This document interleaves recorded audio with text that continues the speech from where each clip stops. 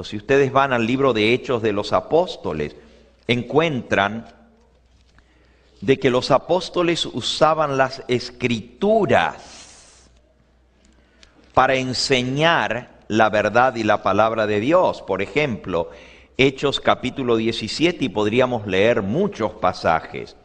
Dice el versículo 2, y Pablo, como acostumbraba, fue a ellos y por 3 sábados discutió con ellos, declarando y exponiendo por medio de las Escrituras que era necesario que el Cristo padeciese, que resucitase de los muertos, y que Jesús, a quien yo os anuncio, decía Él es el Cristo.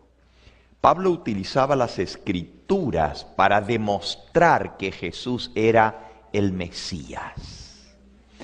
La predicación, la proclamación estaba basada en la palabra de Dios. Sin embargo, en la iglesia actual, así llamada iglesia madre o iglesia cristiana, no es solamente la Biblia, sino también la palabra de un hombre. Lo que dice ese hombre se considera infalible. El dogma de la infalibilidad papal fue enseñado por siglos en la Iglesia y fue ratificado por el Concilio Vaticano I. Había mucha discusión sobre si lo que decía el Papa era infalible o no dentro de la Iglesia Católica. La Iglesia Católica estaba dividida al respecto, porque tantos papas habían dicho tantas cosas que después otro papa vino y lo cambió. Eso traía vergüenza a la Iglesia, pero finalmente en el año 1870 se proclama el dogma de la infalibilidad papal, haciendo de las palabras de un hombre infalible. ¿Por qué Dios le llama a la iglesia grande, la iglesia madre en Babilonia? Porque eso viene de la antigua Babilonia. En la antigua Babilonia, la palabra del sumo pontífice babilónico era palabra de Dios, y lo que él decía era infalible.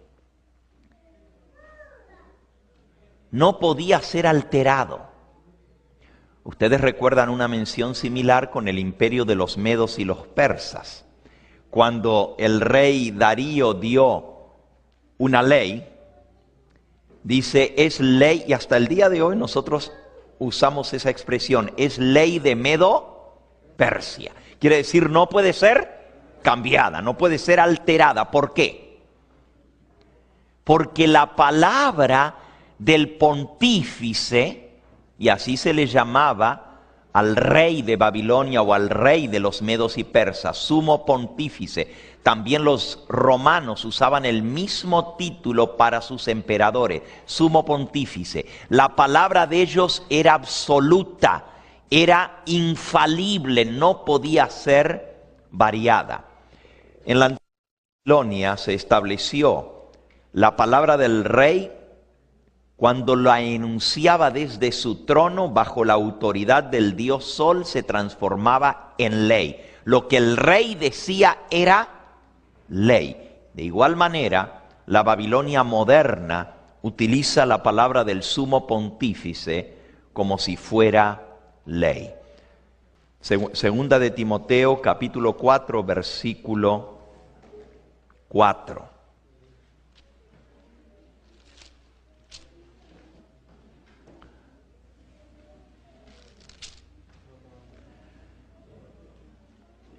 Apartarán de la verdad el oído y se volverán a las fábulas. Miren lo que Dios le dice a su pueblo a través del apóstol San Pablo en 2 de Timoteo 4:1.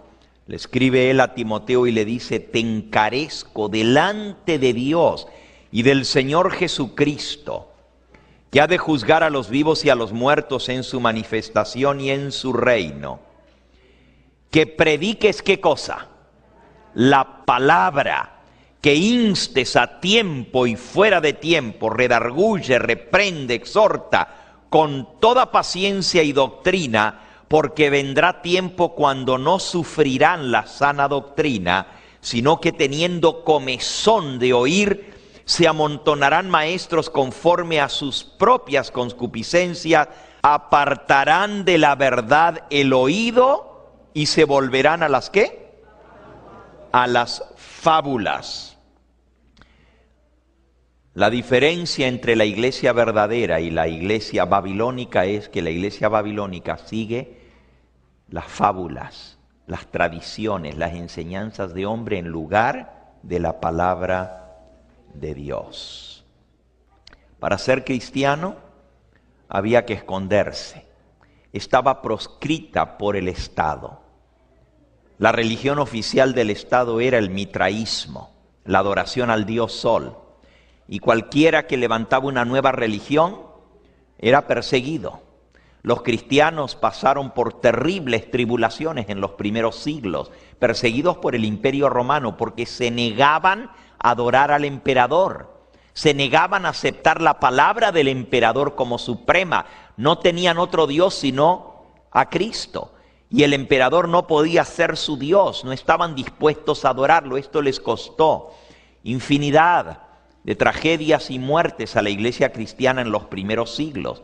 Millones de cristianos dieron su vida por ser leales a Cristo.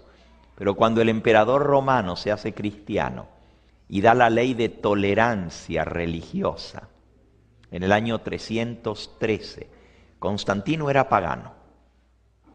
Yo no sé si ustedes recuerdan la historia de él.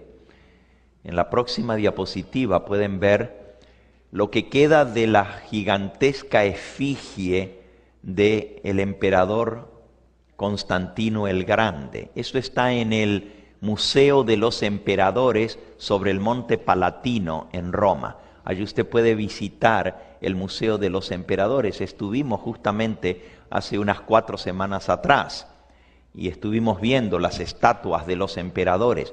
La de Constantino solamente le queda la cabeza, como ustedes pueden ver, un pedazo del brazo y un pedazo de la rodilla. Era tan grande esta estatua que si ustedes vieran una persona parada allí en el pedestal, no llegaría hasta la parte de arriba del pedestal una persona, para que se den una idea de lo gigantesco que era esa estatua. Pero ahí abajo está escrito Constantino el Grande, Pontifex Maximus. Ese era el título oficial del emperador romano. Sumo pontífice de la religión pagana del mitraísmo. Cuando él se convierte, supuestamente él iba al frente del ejército hacia una batalla en el Bósforo y pasando por encima de un puente sobre el estrecho del Bósforo, tuvo una visión. Esto se conoce como la visión de Constantino. Y allí esa estatua que está en Roma conmemora esa visión. Él subido sobre su caballo, de pronto vio en el cielo el sol brillando. Al mirarlo quedó casi enceguecido, pero vio una nube que se atravesaba delante del sol. Y esa nube tenía la forma de una cruz. El sol quedó cubierto por la nube. Se veían sus rayos salir detrás de la nube en forma de cruz, pero el sol estaba opacado por la nube. Él interpretó eso como un símbolo. Él era supersticioso, como todos los paganos. Y la cruz para él era símbolo del cristianismo, el sol símbolo del paganismo, porque él era adorador del sol. Pero él vio que la cruz cubría el sol y entendió en su imaginación de que eso significaba que el cristianismo debía opacar el paganismo, no eliminarlo, pero que tenía que estar en segunda instancia y el cristianismo por delante, mientras que el paganismo detrás. Escuchó una voz en esa visión de la nube que le decía: con este signo vencerás. Y el signo era: tienes que unir, fusionar las dos grandes religiones del imperio, el paganismo y el cristianismo, y hacer de las dos una sola. Por eso la cruz de Constantino es una cruz con un sol detrás. Y ustedes van a ver que es la cruz adoptada por la Iglesia romana. Para ellos Constantino es el más grande de todos los emperadores porque trajo el cristianismo a todo el imperio romano y a través de él la Iglesia cristiana ganó sobre el paganismo. Pero lo que sucedió fue todo lo contrario. El diablo se encargó de que el paganismo se introdujera en el cristianismo. Y de esa manera se fusionaron las dos grandes religiones. En el año 312 es la conversión de Constantino el Grande. En el año 313 él promulga el edicto de tolerancia religiosa, mandando que se toleren todas las religiones, tanto el paganismo como el cristianismo. Eso viene solo 3 años después de la peor persecución en la historia del cristianismo, bajo Diocleciano. 10 años de persecución tan terrible que literalmente millones de cristianos perdieron la vida en manos del Imperio Romano por no adorar al emperador, por rechazar el paganismo como religión oficial del imperio. Pero ahora el emperador romano se hace cristiano. Imagínense, los que estaban persiguiendo ahora son cristianos. Hubo gozo y alegría, pero lo que no sabían los cristianos era que era el plan maestro del diablo para destruir el cristianismo.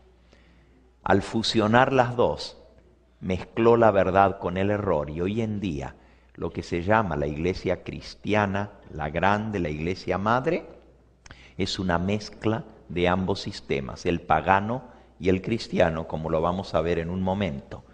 Por ejemplo, los templos paganos, los cristianos se reunían en las catacumbas. Ahora que estuvimos en Roma, fuimos a visitar las catacumbas, los lugares donde los cristianos tenían que reunirse escondidos. Las catacumbas eran cementerios debajo de la tierra en la ciudad de Roma, y ahí tenían que reunirse los cristianos. No tenían iglesias.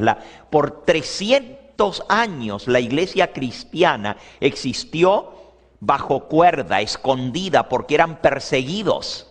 No tenían libertad de culto, no tenían libertad de religión. Tenían que hacer sus cultos a escondidas, a costa de perder su vida.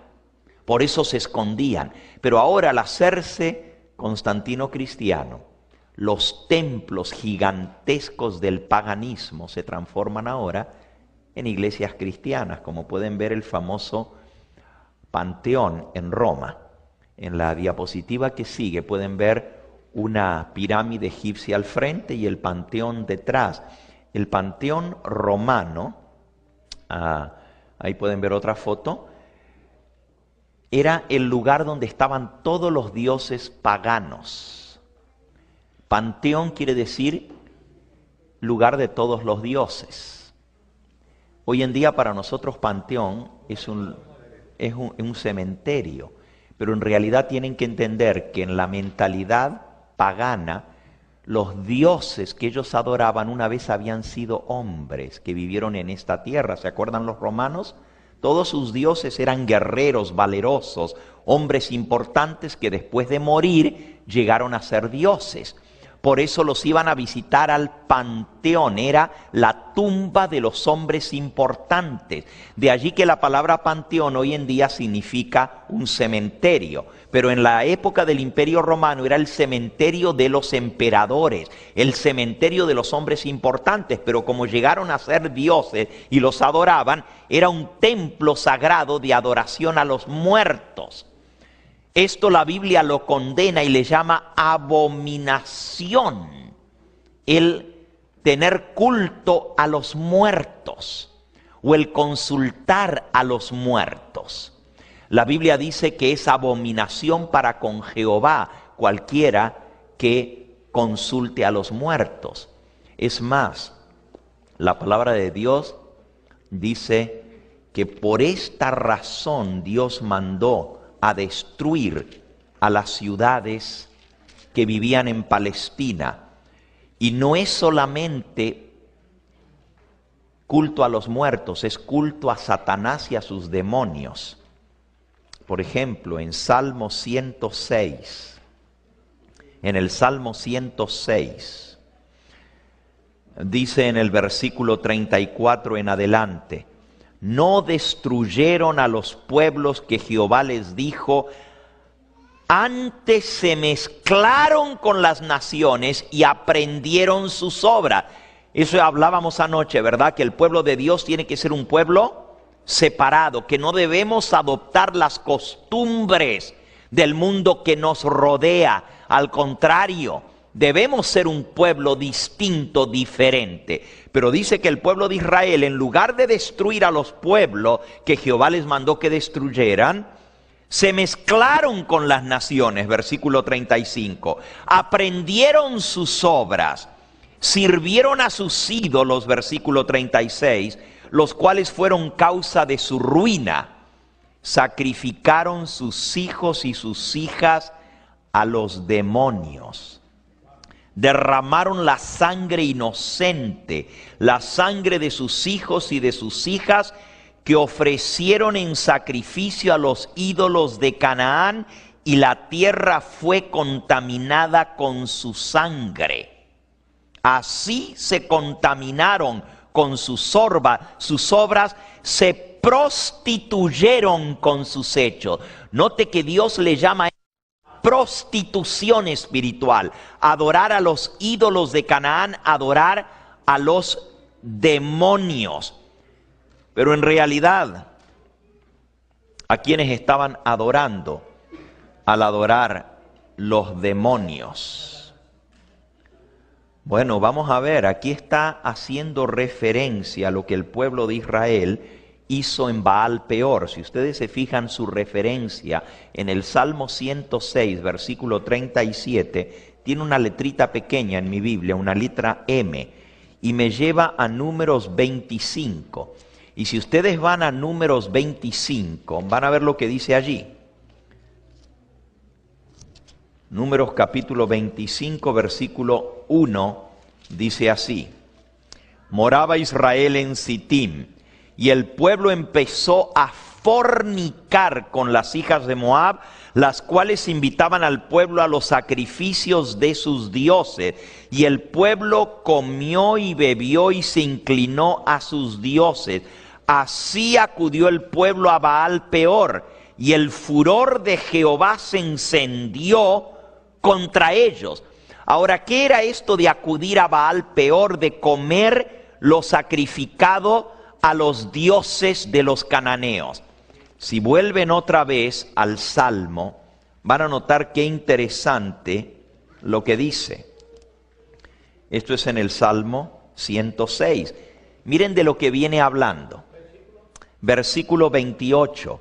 Se unieron asimismo a Baal Peor y comieron los sacrificios de los muertos. En Números dice que comieron los sacrificios a los dioses de los cananeos. Pero aquí el Salmo dice que comieron los sacrificios a los muertos. Provocaron la ira de Dios. La ira de Dios se despertó porque dice que ellos se contaminaron con los ídolos de Babilonia. Comieron los sacrificios a los muertos. Pero en Números 25 dice que eran los sacrificios a los dioses de Babilonia. Vamos a ver un poquito el origen del culto a los muertos para que ustedes entiendan por qué Dios le llama a la iglesia que salió de la unión del paganismo con el cristianismo Babilonia. En la antigua Babilonia, el rey era supremo, era Dios en la tierra. El rey de Babilonia era adorado como si fuera Dios. Su palabra era infalible, lo que él decía era palabra de Dios. Era representante de Dios en la tierra. De allí el título sumo pontífice. En un momento vamos a ver de dónde viene ese título, de la antigua Babilonia y cómo se pasó de nación en nación hasta llegar a Roma. El imperio romano, ya lo vieron ustedes en la estatua de Constantino y de todos los demás emperadores. Si van al Museo de los Emperadores, van a ver que ese era el título oficial de los emperadores romanos. Sumo pontífice, o en latín pontifex maximus. Ahora, ¿quién era el sumo pontífice? El primer rey de Babilonia fue Nimrod. Cuando él murió, la doctrina de la inmortalidad del alma fue enseñada, que es la primera mentira del diablo, que no estaba realmente muerto Nimrod, sino que Nimrod, su cuerpo había vuelto a la tierra, pero su espíritu había ascendido al cielo y ahora era Dios y era adorado en la forma del Dios Sol. De ahí viene la adoración y el culto a los muertos y la adoración y el culto a los dioses de Babilonia.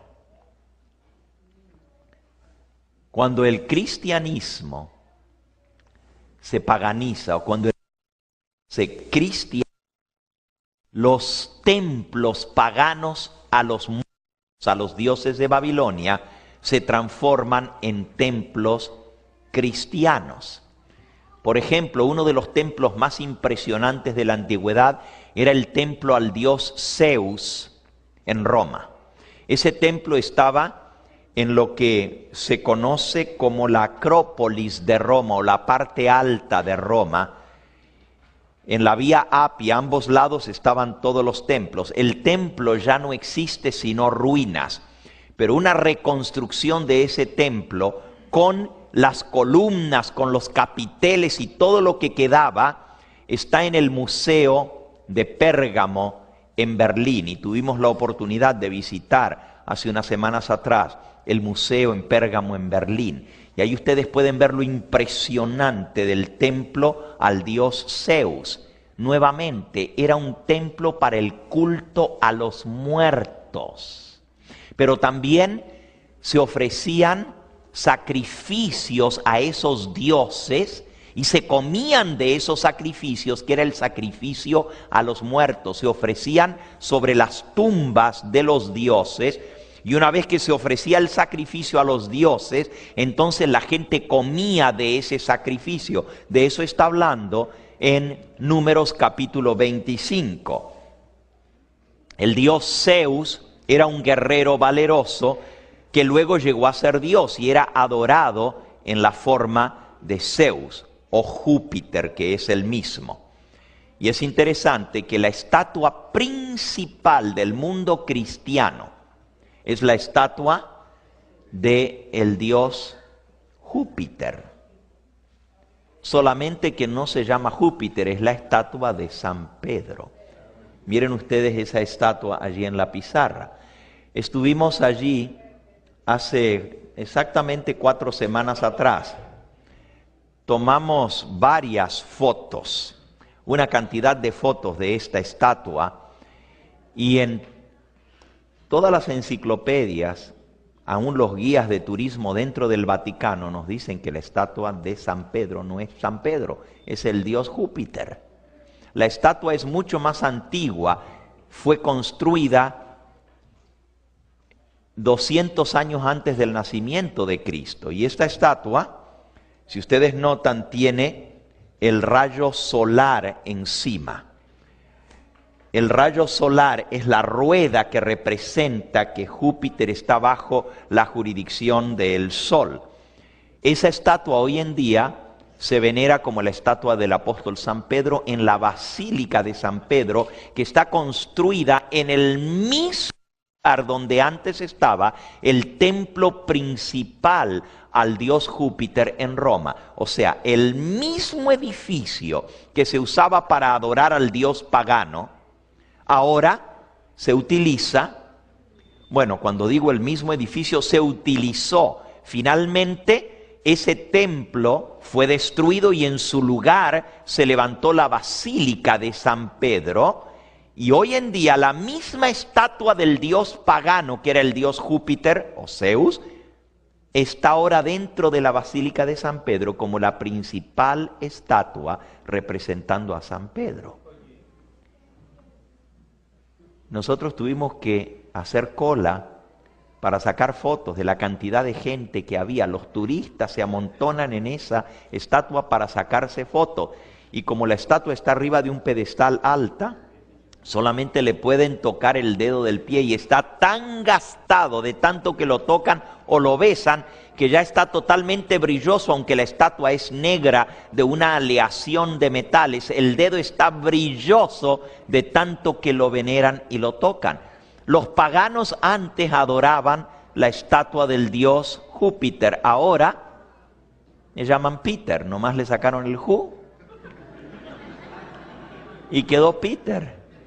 Esa es la paganización del cristianismo o la cristianización del paganismo.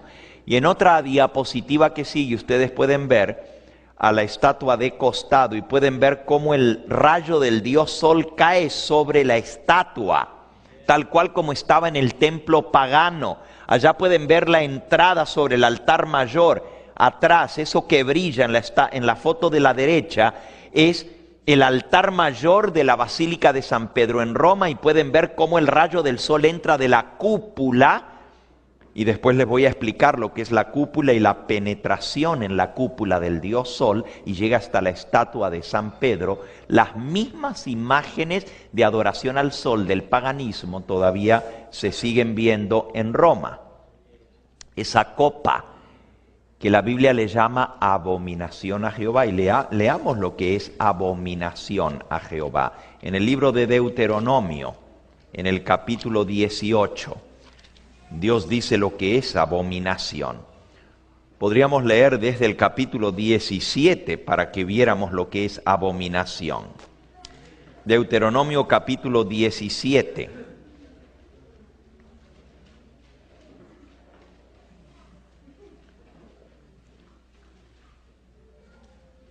Dice el versículo 2 y 3. Cuando se hallara en medio de ti en alguna de tus ciudades que Jehová tu Dios te da, hombre o mujer que haya hecho mal ante los ojos de Jehová,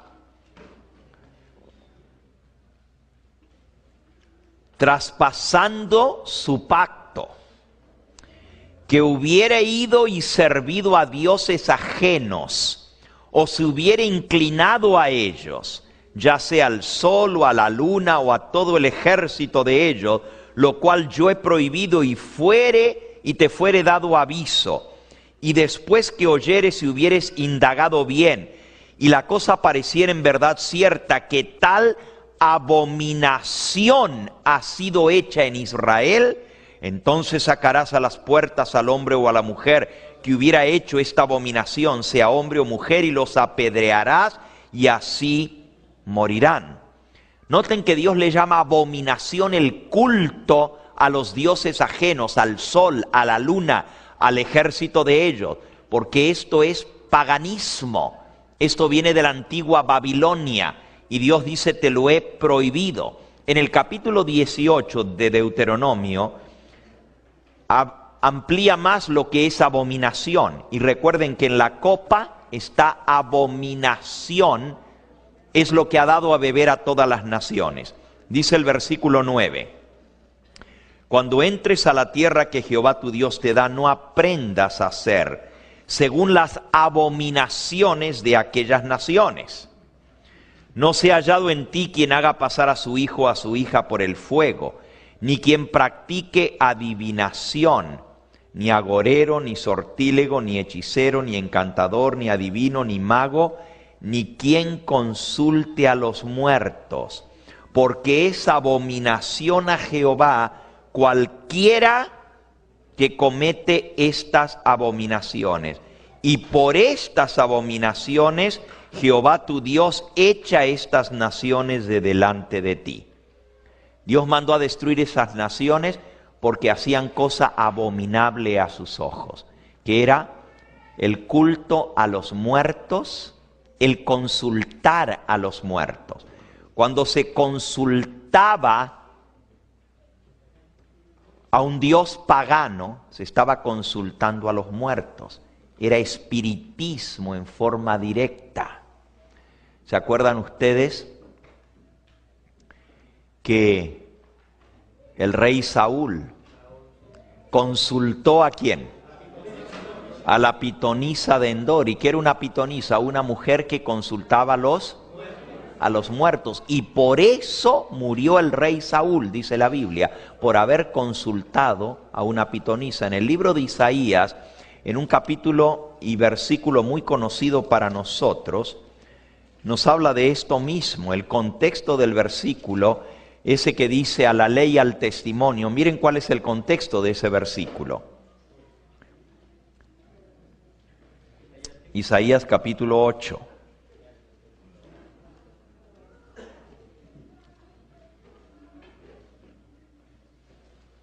Dice el versículo 12, no llaméis conspiración a todas las cosas que este pueblo llama conspiración, ni temáis lo que ellos temen, ni tengáis miedo. A Jehová de los ejércitos, a Él santificad, sea Él vuestro temor, sea Él vuestro miedo. ¿A quién hay que temer? Temed a Dios. Entonces Él será por santuario, pero a las dos casas de Israel por tropezadero, para tropezar, y por tropezadero para caer, y por lazo y por red al morador de Jerusalén, y muchos tropezarán entre ellos, y caerán, y serán quebrantados, y se enredarán, y serán apresados. Ata el testimonio, sella la ley entre mis discípulos. Esperaré pues a Jehová, el cual escondió su rostro de la casa de Jacob, y en él confiaré. He aquí yo y los hijos que me dio Jehová, somos por señales y presagios en Israel de parte de Jehová de los ejércitos, que mora en el monte de Sión. Y si os dijeren, versículo 19, preguntad a los encantadores y a los adivinos, que susurran hablando, responded, ¿no consultará el pueblo a su Dios? ¿Consultará a los muertos por los vivos? A la ley y al testimonio. Si no hablaren conforme a esto, es porque no les ha amanecido. Así que Dios dice que no se puede consultar a los muertos, sino que hay que consultar ¿a quién? A Jehová, a la ley y al testimonio. Y si viola el testimonio de la palabra de Dios, es abominación para con Jehová. Pero ¿notaron ustedes esto lo que dice? Dice, si os dijeren, preguntad a los encantadores y adivinos. Cuando una persona va a consultar a una adivina o a un encantador, está consultando a los muertos. Pero ya vimos nosotros que los sacrificios de los ídolos de Canaán, que eran los sacrificios a los muertos, era sacrificio a los demonios. Esto es satanismo. Anoche leímos el pasaje de 1 de Corintios. Dios dice que no podemos adorar a Dios y a Baal. No podemos tomar de la mesa del Señor, de la copa del Señor y de la copa de los demonios. No podemos consultar a los muertos por los vivos. Ahora, este es un asunto muy importante porque la Biblia le llama abominación. Y todas las religiones falsas están basadas en el culto a los muertos.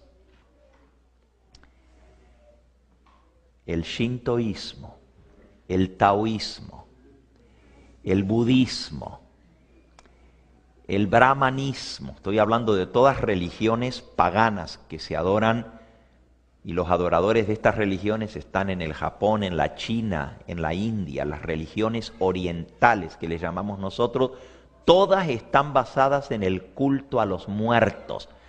Los babilonios, su culto era a los muertos, los griegos, los romanos. La base misma de la religión es el culto a los muertos. Los dioses eran hombres que habían muerto, a los cuales se les consultaba y habían llegado a ser dioses. Y tú dices, bueno, pero ¿esto qué tiene que ver con el cristianismo hoy en día, hermanos?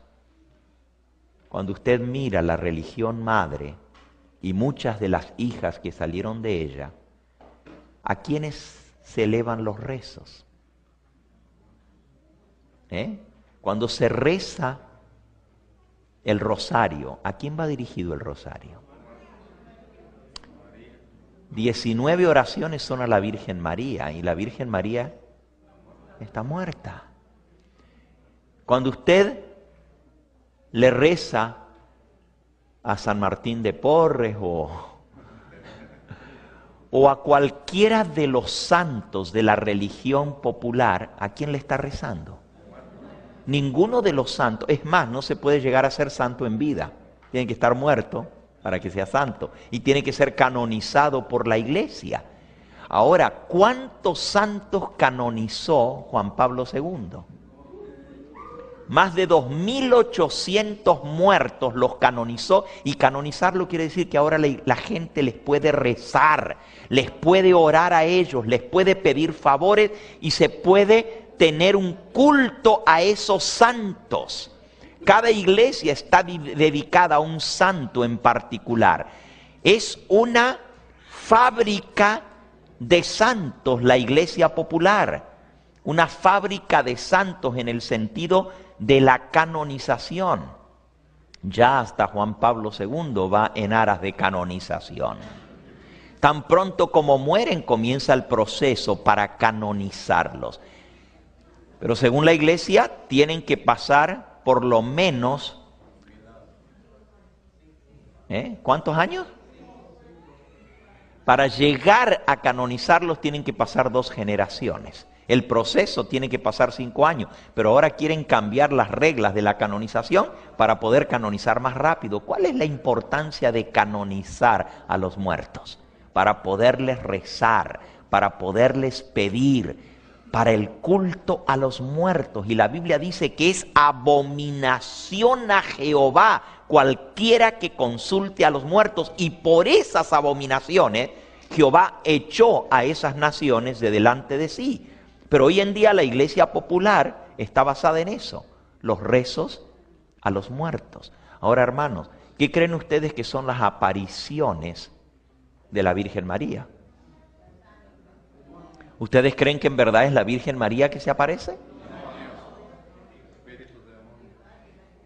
Hermanos, qué casualidad que se apareció un día 13 del mes de mayo la Virgen de Fátima por primera vez. Y cada 13 por 6 meses se volvió a aparecer. ¿Saben ustedes que en la religión babilónica el número 13 es un número mágico? Es un número de brujería, es un número poderoso en la brujería. Lean ustedes un poquito de la religión babilónica y van a ver cuán importante es el número 13. Y cuán importante en la religión babilónica son las apariciones de los muertos, porque en eso se basa el culto a los muertos. Por eso Dios le llama la Babilonia moderna, a la iglesia madre, Babilonia la Grande, porque son las mismas prácticas y creencias de la Babilonia. Vayamos un poquito a ver el origen de todo esto. Vamos a ver dónde comenzó esta antigua Babilonia. Apocalipsis 17, 18 nos dice, eso es la slide 83. La mujer que has visto es la gran ciudad que reina sobre los reyes de la tierra. Slide 83.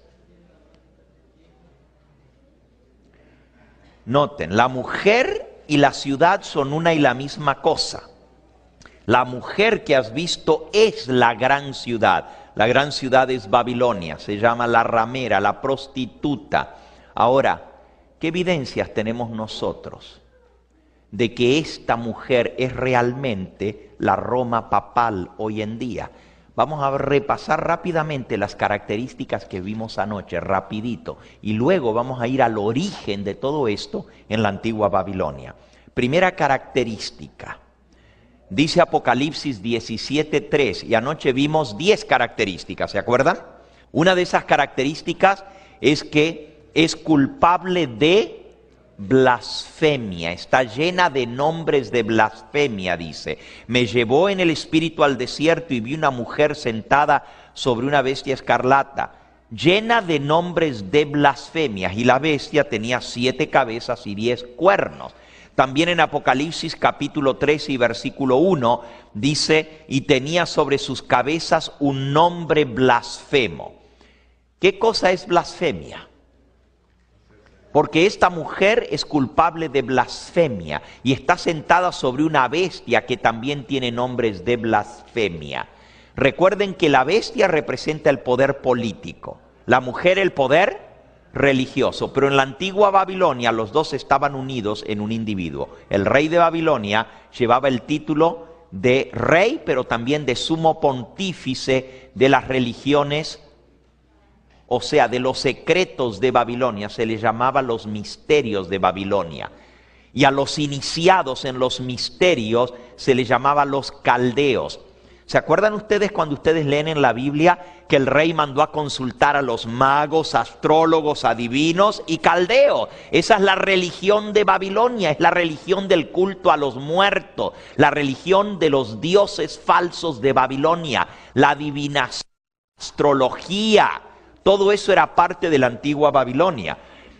Ahora dice que esta mujer que está sentada sobre la bestia, la mujer es blasfema y la bestia también tiene nombres de blasfemia. ¿Qué cosa es blasfemia? ¿Ok?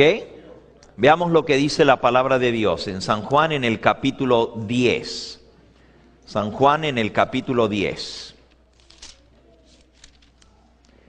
El Señor Jesús dijo, versículo 30, el Padre y yo uno somos. Entonces los judíos volvieron a tomar piedras para apedrearlo. Y Jesús les respondió, ¿por cuál de todas ellas me apedreáis? Muchas obras os he mostrado de mi Padre.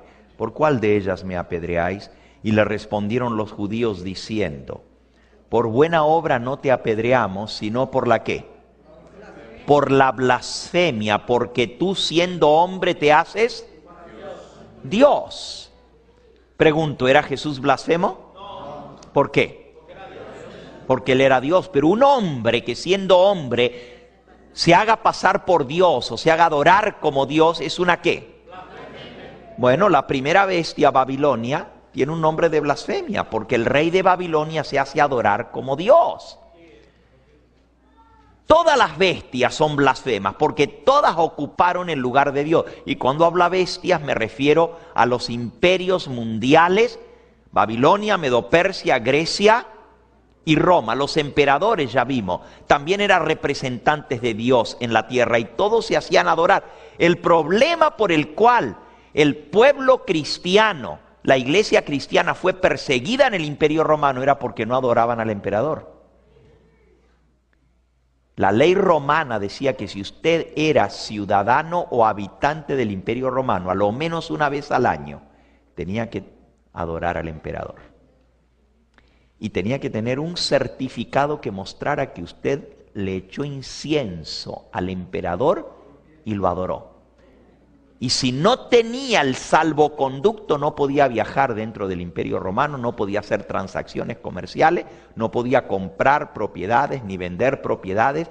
El certificado que tenía que mostrar era que usted era ciudadano del imperio romano o residente en el imperio romano, y para tener ese ID tenía que adorar al emperador.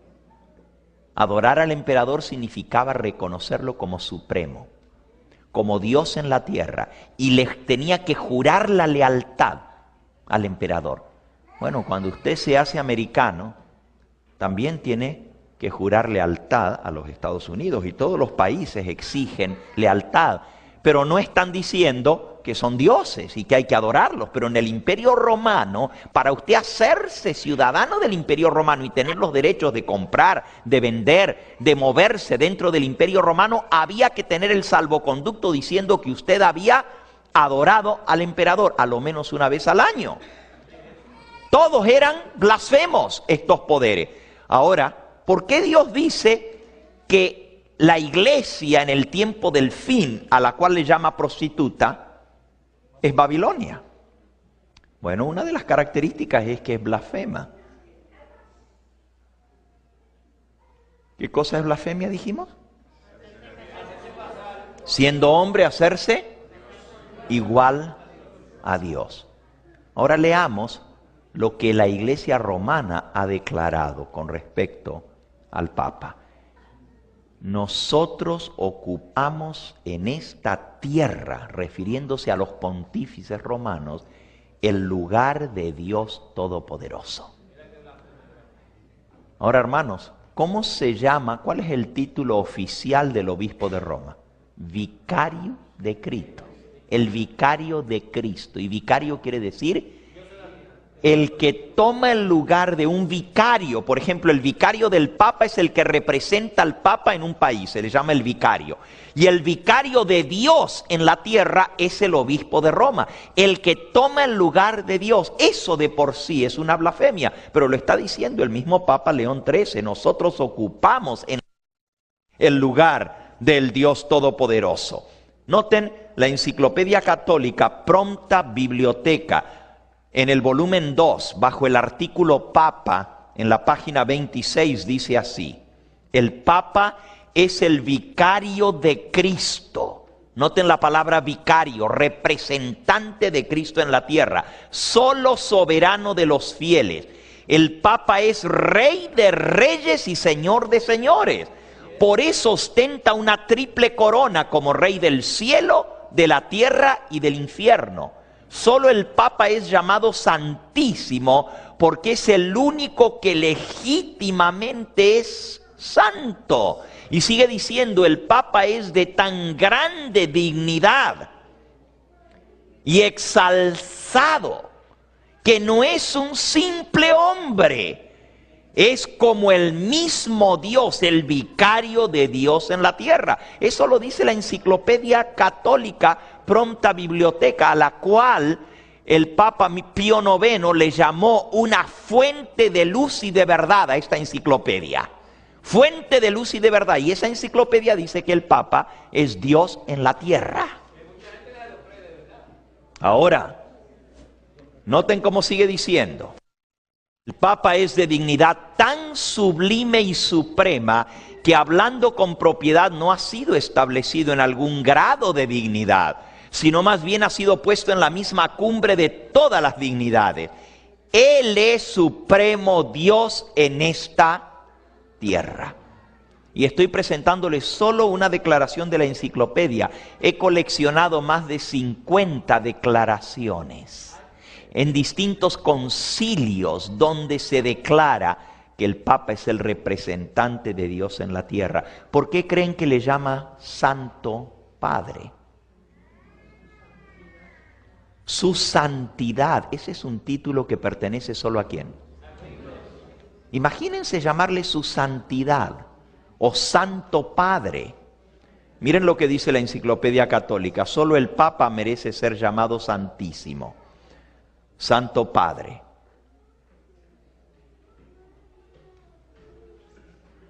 Solo el Papa merece ser llamado Santísimo, porque únicamente Él es el vicario de Cristo, manantial, fuente y plenitud de toda la santidad. El Papa es el único que legítimamente es santo. Ahora, hermanos, ¿no es esto una blasfemia? Pero, y él puede declarar quiénes son santos también, porque el Papa es el único que puede canonizar. Ni un concilio puede canonizar, ni un cardenal puede canonizar. El único que puede canonizar es un Papa. ¿Por qué? Porque solo un superior puede canonizar a un inferior. Y como el Papa es igual que Dios, Él es el único que puede hacer santo, declarando santo a un muerto. Todo esto viene de la antigua Babilonia. ¿Qué dice la palabra de Dios de todo esto? Vean San Mateo capítulo 23 y versículo 9 lo que dice. Santo Padre, ¿así hay que llamarle? No llaméis Padre a ninguno en la tierra, porque uno es vuestro Padre, el que está ¿dónde? en los cielos. Y nuevamente, Mateo 18:13, ¿por qué me llamas santo? Ninguno hay santo sino uno. ¿Quién es? Dios. Miren lo que sigue diciendo la enciclopedia bajo el artículo Papa. El Papa es igualmente monarca divino, emperador supremo, rey de reyes y señor de señores. ¿Qué dice la Biblia de esto?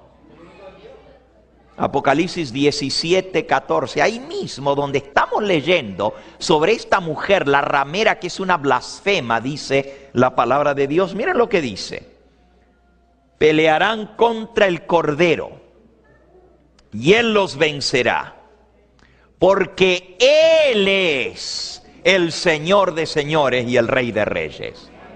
¿Quién es Rey de reyes y Señor de señores? Él es el único que merece ser llamado así. Sin embargo, llevan títulos de blasfemia. Esa es una de las características que muestran que la Roma actual cumple las características de la Babilonia mencionada en Apocalipsis 17. Por eso el Papa ostenta una triple corona, sigue diciendo, como Rey del cielo, de la tierra y del infierno. Además, la superioridad y el poder del pontífice romano no se refieren solo a las cosas celestiales, a las terrenales y a las que están debajo de la tierra, sino que llegan hasta sobre los ángeles del cielo, pues el Papa es mayor que ellos. El Papa es más grande que los ángeles del cielo, dice la enciclopedia. ¿Qué dice la palabra de Dios sobre esto? Apocalipsis 13:6, hablando de este poder llamado la bestia, dice: y abrió su boca en blasfemias contra Dios, para blasfemar de su nombre, de su tabernáculo y de los que moran en el cielo. Esos son los ángeles. Blasfemia contra Dios, blasfemia contra su tabernáculo y blasfemia contra los que moran en el cielo. Y como el Papa es más grande que los ángeles, mire lo que puede hacer el Papa. Página 29 de la Enciclopedia Católica. De manera que si se pudiera dar el caso de que los ángeles errasen en la fe o pensasen en forma contraria a la fe, podrían ser juzgados y excomulgados por el Papa. Porque Él tiene tan grande dignidad y poder que forma con Cristo uno y el mismo tribunal. El Papa excomulgó a Martín Lutero. El Papa excomulgó a Jerónimo y a Hus. El Papa excomulgó a Wycliffe. Todos los grandes hombres de Dios que predicaron la palabra de Dios fueron excomulgados por el Papa. Y dice que también puede excomulgar a los ángeles del cielo, si erran de la fe, como Martín Lutero.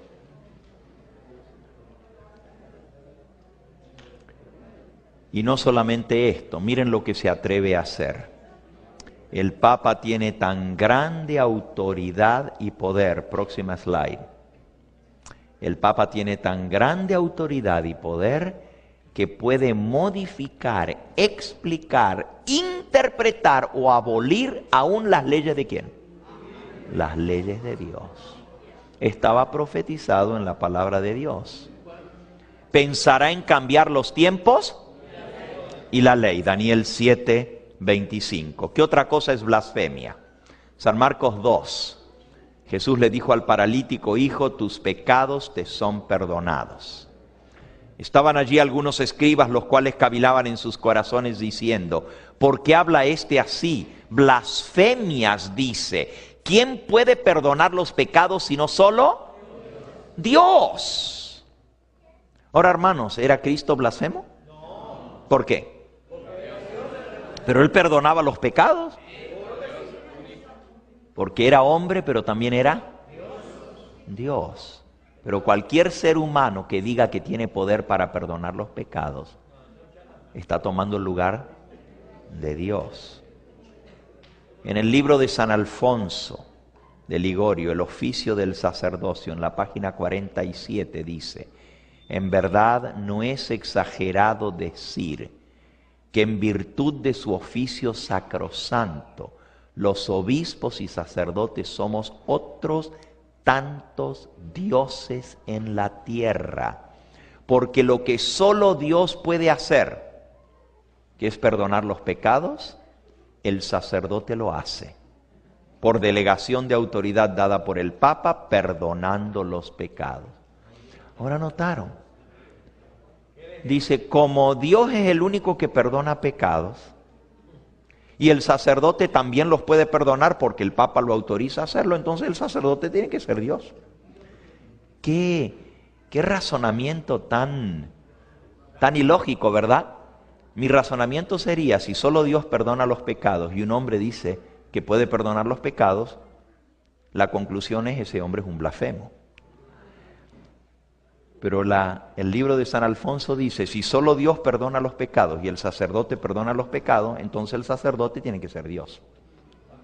Esa es la conclusión a la que llegan.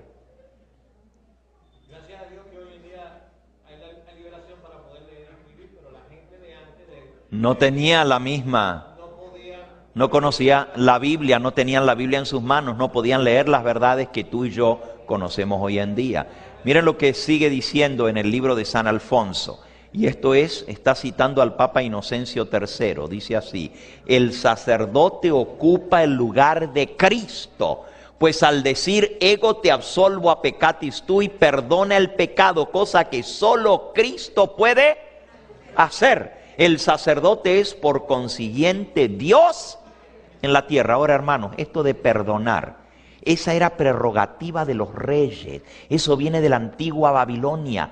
¿Por qué creen ustedes que aún en una democracia donde el que manda y el que gobierna es el pueblo, todavía le dejan la prerrogativa de perdonar a un reo la vida, al gobernador o al presidente? ¿Quién dijo que un presidente tiene la prerrogativa de perdonar la vida o de quitar la vida? En una democracia es lo que decide el pueblo. Pero ¿de dónde viene esto que los reyes pueden? Si el rey extendía el cetro, vivía. Si el rey no extendía el cetro, moría. Si el rey perdonaba, estaba perdonado. Si el rey no lo perdonaba, moría. Esto viene de la antigua Babilonia. La prerrogativa de perdonar la vida, de perdonar los pecados. Otra característica, y esta es más obvia. La de blasfemia teníamos primero que ver lo que es blasfemia, pero vayan de vuelta a Apocalipsis 17. Esta mañana hablamos de cómo estaba vestida la mujer. La mujer estaba vestida ¿de qué colores? Púrpura y escarlata. Ahora miren por favor, la mujer vestida de púrpura. ¿Cómo se le llama a los prelados papales? Los purpurinos. Y los cardenales, ¿por qué se les llama cardenales? Está vestida de púrpura. ¿Y qué más? Púrpura, vean el color violeta. ¿Y el otro color cuál es? Escarlata. Los cardenales se visten de escarlata. Los obispos se visten de púrpura. Cuando ustedes leen el purpurino, se está refiriendo a un obispo, porque esos son los colores de la iglesia con las cuales viste a su pueblo. Miren la próxima slide. Al sumo pontífice vestido de escarlata.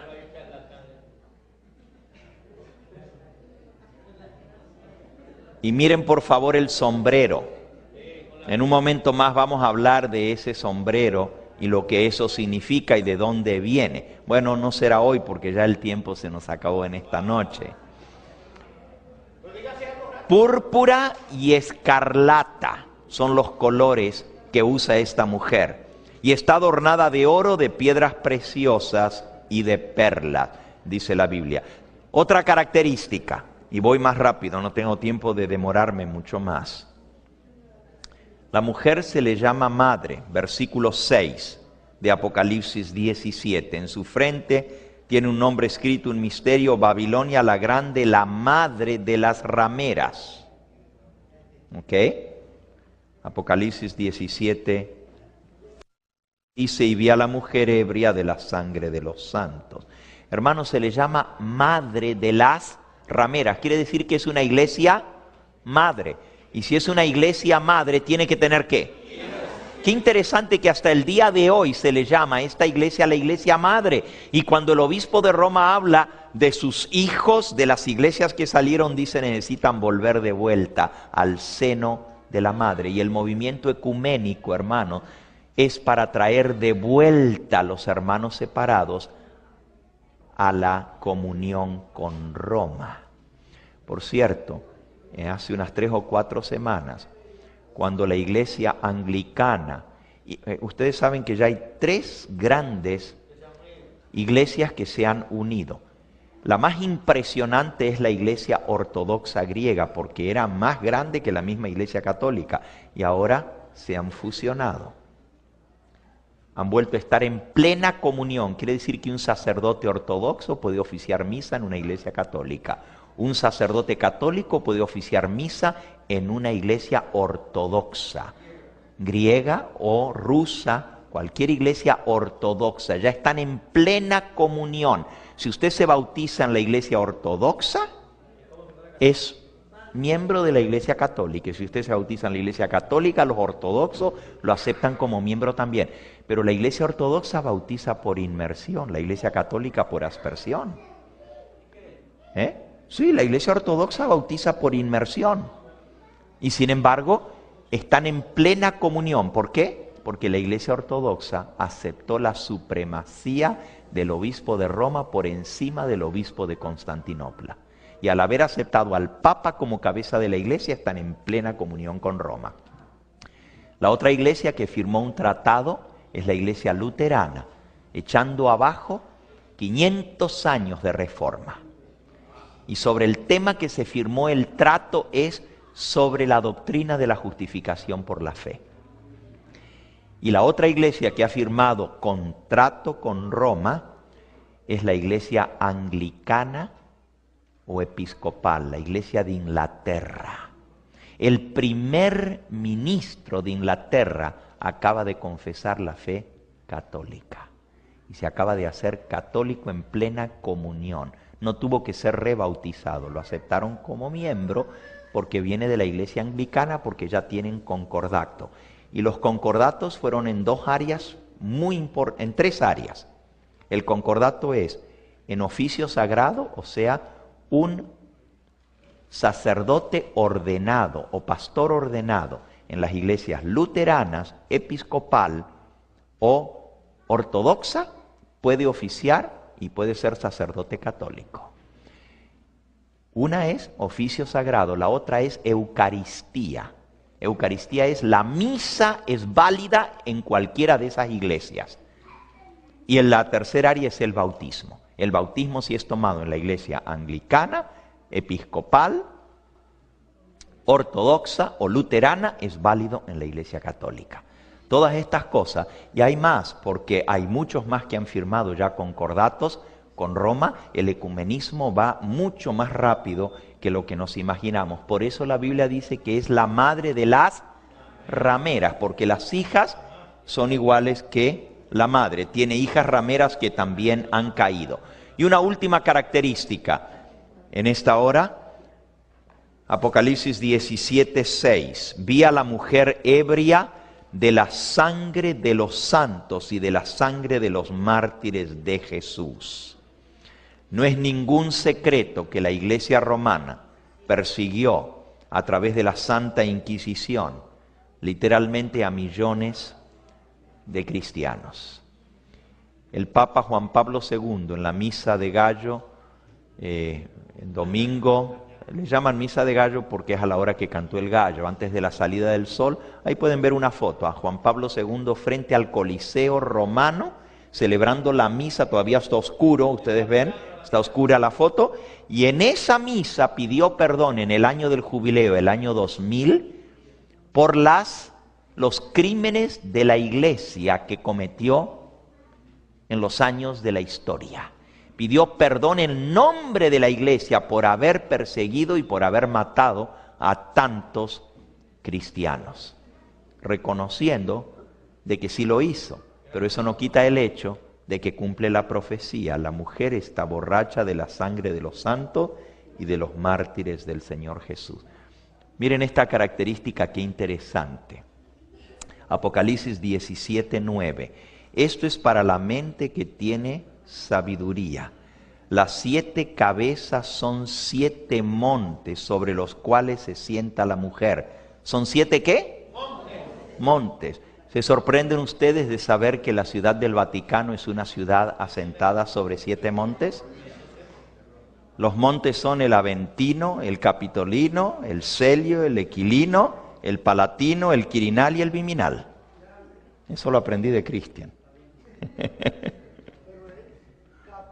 Capitolio, sí.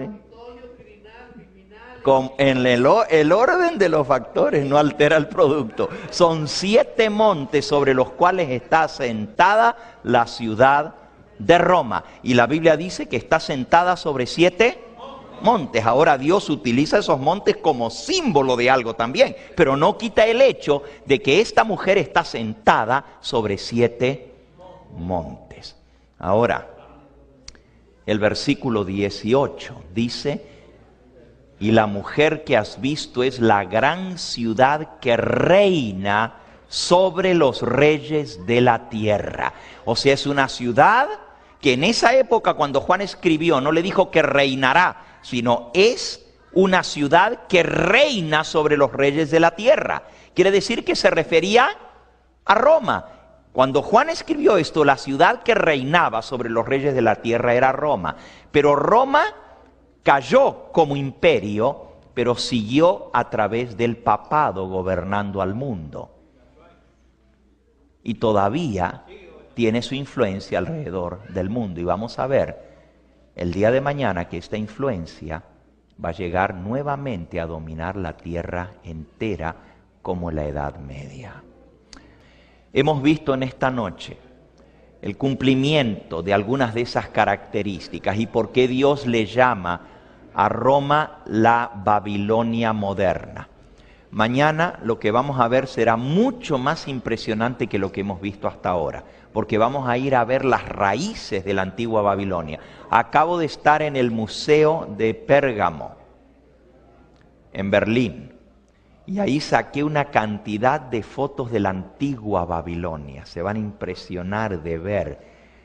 Todo lo que dice la palabra de Dios llega a cobrar vida delante de nuestros ojos al ver esas fotos que nos muestran el origen de la antigua Babilonia. Y ustedes van a ver de dónde viene todo lo que el mundo cree hoy en día en cuanto a religión. Todo tuvo su raíz en la antigua Babilonia. Van a poder ver incluso monumentos honrando al primer rey de Babilonia, a Nimrod.